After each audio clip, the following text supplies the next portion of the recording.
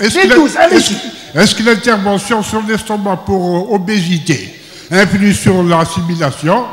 Syndrome sec, quelle est la dose de méthotrexate hebdomadaire que vous préconisez? Pour l'AVS, j'ai aussi une petite question. Je crois que dans la maladie de Waldenstrom, la viscosité sanguine augmente. Est-ce que ça n'influe pas sur l'AVS?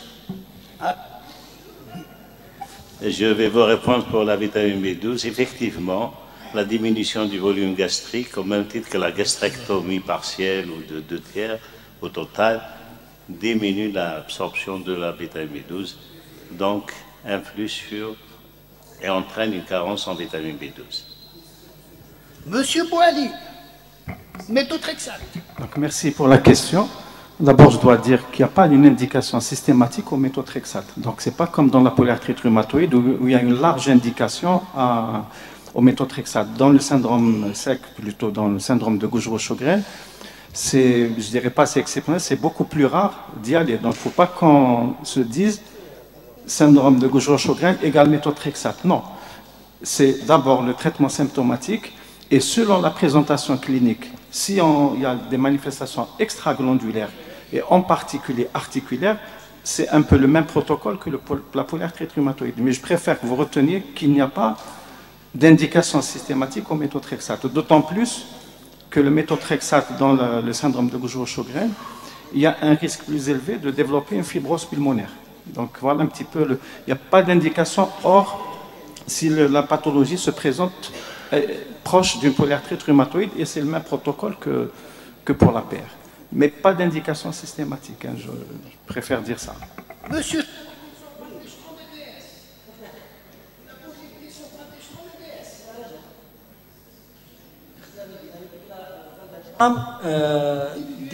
Non, augmenter la viscosité. Et ensuite, la vitesse de sédimentation est accélérée. Il a raison. Le syndrome de Waldenstrom est connu pour augmenter la viscosité, effectivement, mais l'hypergamma est tellement importante que ça contrebalance ensuite cette viscosité. Donc il a raison. Monsieur Sellal, la prise en charge du syndrome d'apnée. Pardon? Il a posé une question sur la prise en charge, la difficulté de prise en charge de l'apnée du sommeil pour le médecin généraliste.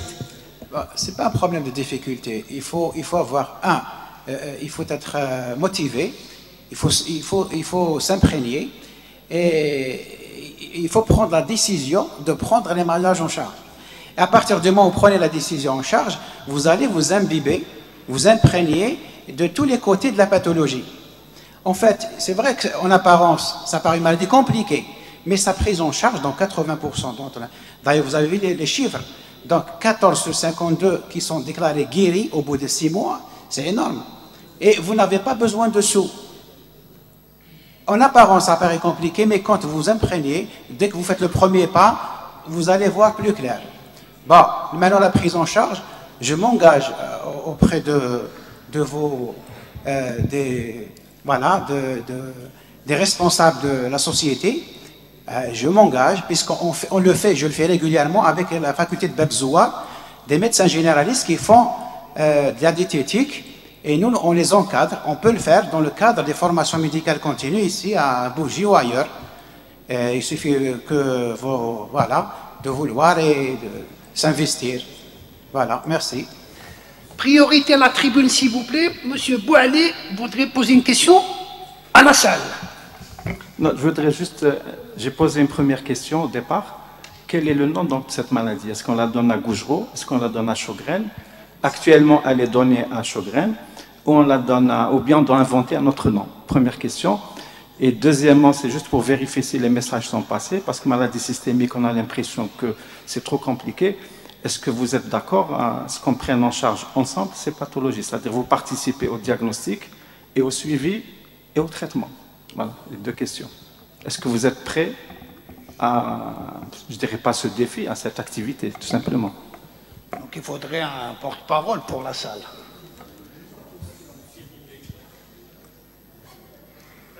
Oui. La question... Docteur Bourkaouma, il veut poser une question. Non, il y a le monsieur d'abord, s'il vous plaît, allez-y. Excusez-moi, monsieur. Bonjour tout le monde. Donc, ma question concerne la première communication à propos de la vitamine B12.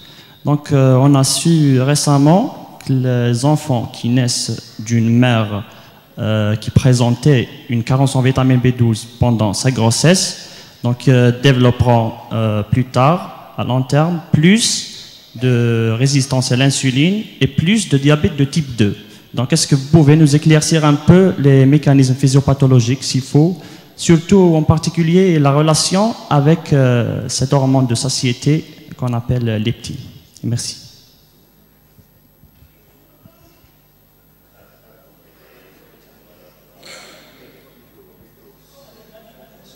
Est-ce que ce fœtus est carencé en vitamine B12 parce que sa maman est déjà carencée? Si elle est déjà végétalienne ou végétarienne, elle n'a pas le droit de continuer le régime alors qu'elle est enceinte. C'est presque interdit par la loi. Maintenant qu'il naisse carencé et qu'il fasse une anémie, c'est possible. À distance, 20 ans plus tard, maintenant si on sait quelle est la relation entre la vitamine B12 ou la carence de la vitamine B12 qui n'a pas été corrigée et son régime végétalien, parce que dans certaines familles, ils continuent à faire subir à leur enfant le régime, là, ils peuvent être pour avoir un diabète de type 2 ou de... Je ne saurais vous le dire, monsieur. Vous dites que c'est une information nouvelle. Je ne saurais pas vous le confirmer. Merci. S'il y a quelqu'un. Micro. Juste après. Docteur Boukaouma, médecin généraliste à Alger. Les questions sont ouvertes, vous aurez droit. Vous y aurez droit. Bonjour, donc je suis le docteur Boukaouma, médecin généraliste à Alger.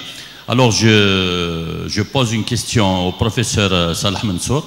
Dans le compte-rendu des laboratoires, il y a à peu près quelques années, ils nous disent que la VS de la deuxième heure n'est pas prise en compte, d'après des sociétés savantes. Alors il y a des laboratoires qui mettent les deux chiffres, et d'autres, ils nous mettent un seul chiffre. C'est-à-dire, ils nous disent que la VS de deuxième heure n'est plus valide. Je répondrai à mon confrère qui nous a dit, je vous pose des questions. Moi, je vous répondrai. Ça fait 38 ans que j'exerce à Alger, médecin généraliste, médecin de famille. Je suis impliqué dans les parcours patients. J'ai fait des recherches très modestes. Eh bien, la difficulté, c'est de vous atteindre, mes chers confrères. Nous avons un cloisonnement, nous avons une dissymétrie avec les médecins spécialistes. Donc, c'est à vous. Vous dites, nous allons vous faire des formations. C'est bien de faire des formations. C'est bien de faire des dépistages. Nous faisons des dépistages, nous posons même des diagnostics, mais il n'y a pas une prise en charge. Le parcours patient est très, très compliqué pour le patient. Je vous remercie.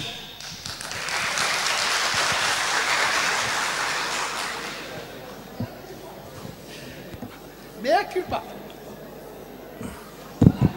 Oui. Non, non, pas VS. Non, non, il a raison. Non, non, il a touché du doigt le véritable problème. Je ne commencerai pas par la VS, mais par ce que vous venez de dire. Le circuit patient, c'est un parcours du combattant. On n'a même pas à le vérifier. Il suffit juste d'avoir déjà un patient soi-même. Si vous avez un patient, vous savez que et c'est extrêmement difficile ensuite de prendre en charge sa propre maman. Pourquoi le circuit patient? En fait, c'est le système de santé qui pose problème. Ce n'est pas du tout le spécialiste ou le confrère généraliste, c'est le système de santé qui doit être revu de fond en comble. De fond en comble. À ce moment-là, les tâches vont être bien définies et le circuit également. Donc ce n'est pas la faute, ni votre faute, ni la faute du spécialiste, mais du système qui doit être fait.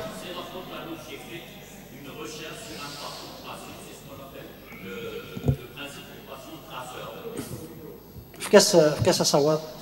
J'ai fait un sujet de recherche, c'est le parcours patient donc d'une dame qui avait un cancer. Elle est venue de Boufarik, elle est venue me voir. Donc c'est ce qu'on appelle le patient traceur. Le patient traceur, ce n'est pas la pertinence des diagnostics, ni la prise en charge du patient au niveau des structures hospitalières, mais la pertinence et l'efficacité du parcours. Parce qu'il faut faire un parcours humanisé.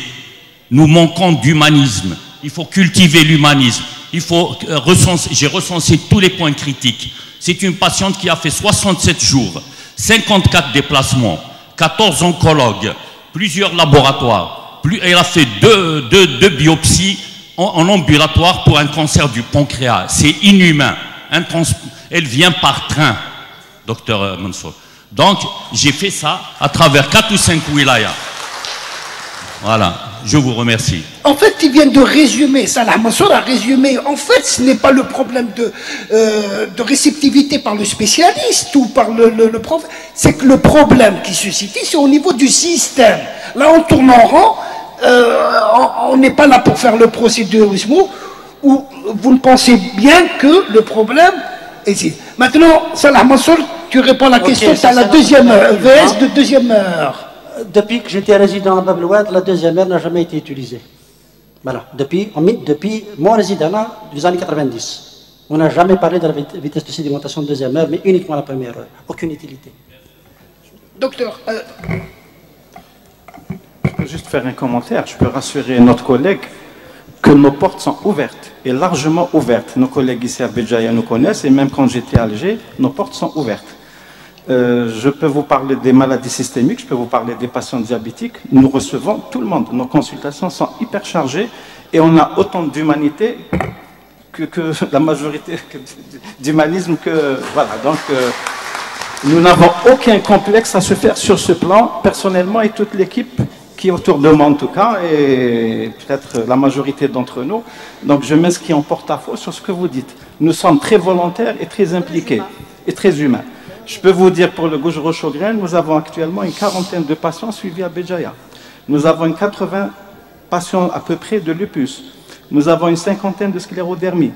Je peux vous citer, nous, en dehors de ce côté humaniste, nous souhaitons également être à Béjaïa un centre de référence, au minimum régional et pourquoi pas national. On aspire à ça. Donc on ne renvoie pas les malades, je vous rassure, et vous pouvez faire une enquête sur nous, monsieur. Docteur. Merci, monsieur le Président. Docteur Habia Sétif, libéral. Ma question devait être posée bien au début. Je reviens à la case départ avec mon ami Lakhdari. Juste une question, parce que je me base sur des études observationnelles qui ont décrit que l'apport de la vitamine B, même dans le complexe vitaminique B, y compris la B12, ça arrange le malade, surtout diabétique, puisque vous parlez de la metformine, qui induit une carence en vitamine B. Ça a un apport bénéfique pour la protection cardiovasculaire. Une question rapide. Est-ce que vous avez une expérience sur la précaution à prendre quand on tient compte de la fonction rénale? Le DFJ, comme on dit que le DFJ diminue avec l'apport de ces vitamines. Est-ce que c'est vérifié, documenté ou pas? Merci. Monsieur, au fait, pour la première question sur la metformine, il a été donc confirmé que son absorption de la vitamine B12 est diminuée. Par quel mécanisme, personne ne le sait, mais un malade sur 11 fait cette carence. Si d'une manière systématique, on essaie de complémenter le régime de tous les diabétiques par des produits, des polyvitaminiques B, et que ça peut apporter un plus, peut-être, mais personne ne peut vous répondre. Parce que les polyvitaminés et les gens qui se complémentent tout seuls, ça existe de partout. Donc, je ne pourrais pas vous répondre à cette question. Mais ça peut agir et ça peut apporter un plus. Quant à la deuxième question sur l'insuffisance rénale, je ne saurais pas vous le dire. Voilà. Merci. Alors, les organisateurs nous disent qu'il ne reste plus qu'une seule question pour clore le débat.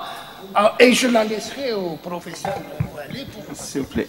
Une VS normale, telle qu'elle est donnée par les laboratoires. Parfois, il y a des labos qui nous donnent une VS, les seuils d'une VS, plutôt. Voilà.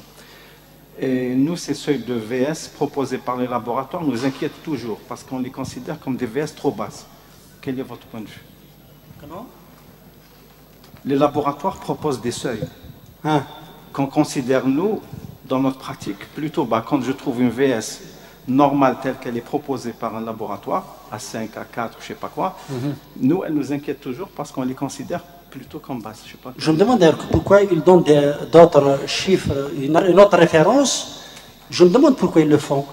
La technique est la même. Maintenant, s'ils ont une autre technique que je ne connais pas d'ailleurs, ça m'étonne. Les valeurs doivent être calculées comme je l'ai montré tout à l'heure. Voilà. On prend une dernière question. Docteur Wakouch, oui. Micro, s'il vous plaît. Dernière question.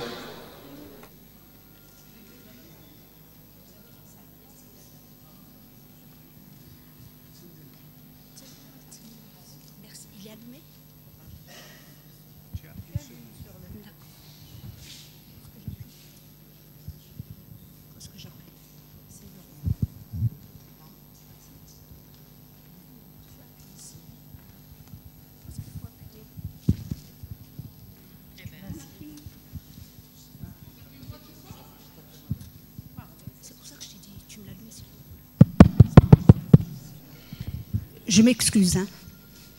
J'ai une question pour professeur Bouali.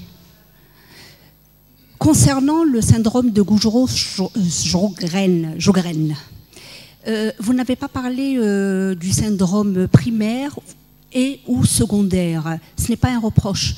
Je voulais savoir s'il y avait une relation entre le syndrome de Sjögren et néoplasie ou pas. Le Sjögren secondaire, pardon.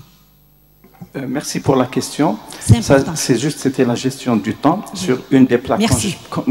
Merci pour la question. Quand j'ai parlé de pathologie associée, en fait, c'est celui-là, le syndrome de Gauchereau secondaire. Et actuellement, on a tendance à dire associé plutôt que secondaire. Donc, quand j'ai parlé de maladies systémiques, de thyroïde, etc., c'est ça le secondaire, ou plutôt associé. Donc, j'en ai parlé peut-être sans le mettre en évidence. Effectivement, on parle du syndrome de Gauchereau primitif et secondaire. Les pathologies associées laissent cette définition de... Et puis, je ne sais pas, dans la même... Néoplasie, oui. Ce qui nous intéresse maintenant, j'ai parlé de ce qui nous intéresse sur le plan thérapeutique, pronostic, oui, mais sur le plan physiopathologique aussi, parce que c'est à ce moment-là qu'on pourra comprendre ce qui se passe dans le processus d'oncogénèse. Comment peut-on, à partir d'une infection qui passe inaperçue, le système immunitaire est perturbé, il peut y avoir un axe vers une maladie systémique, c'est souvent comme ça que se déclenche une maladie systémique, et qu'est-ce qui fait avec l'emballement de ce système immunitaire qui ne se contrôle plus? Il y a un clone qui se détache vers le processus néoplasique, les lymphomes en particulier dans le syndrome de Gauchereau-Sjögren. Donc comprendre la physiopathologie du Gauchereau-Sjögren, c'est une porte pour comprendre l'oncogénèse. Il y a un lien. C'est pour ça que j'ai dit, on ne parle plus de tiroir, on parle de communicants, parce que tout est lié. Infection, inflammation, néoplasie, etc. Et le Gauchereau-Sjögren, c'est le bel exemple pour comprendre tout ça. On a l'impression qu'il est au carrefour de quelque chose. Et ça, c'est la physiopathe plus tard qui pourra nous expliquer tout ça. Et on comprendra peut-être beaucoup de choses. Et certainement, beaucoup à l'avenir, peut-être moins de malades arriveraient chez le professeur Khdari si les internistes et les généralistes faisaient peut-être mieux attention à certains malades. Voilà. Merci professeur Bouali. Merci professeur Salah Mansour. Merci professeur Sellal. Merci professeur Khdari. Donc on termine cette première séance.